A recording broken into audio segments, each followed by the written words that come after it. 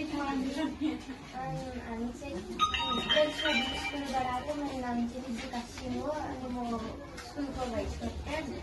अनि आज चाहिँ हामी जल पकाएर मिसनको लागि आफ्नो वाटर कन्जर्भेसन हामीलाई सिकाइदिनु सक्नुहुन्छ।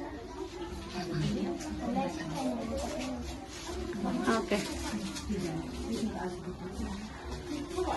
चल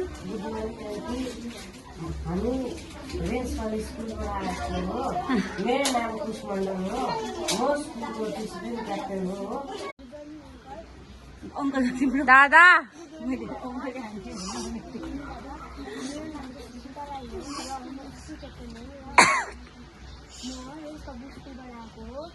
हामी आज वाटर कन्जर्भेसन जल पकाएको बारेमा भनिरहनु आएको छौँ। रेन वाटर हामीले कसरी रेन वाटरलाई चाहिँ हामीले कसरी कन्जर्भ गर्नुपर्छ त्यसको बारेमा भन्छु ल। जुन चाहिँ हामीले माथि छतबाट चाहिँ छतमा पाइप लागेको हुन्छ त्यही पानी आएको हुन्छ। हामीले त्यसलाई चाहिँ एउटा सानो बकेटमा चाहिँ भरेर चाहिँ हामीले त्यसलाई युज गर्दा हुन्छ। प्लान्टमा हाल्नु, वासरुमहरूमा हाल्नु र हामीले अरू चिजहरूमा पनि हामीले त्यसलाई युज गर्दा हुन्छ।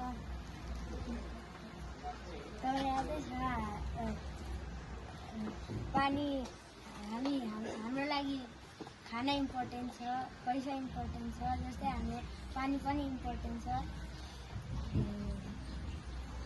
यस बचत गर्नुपर्छ।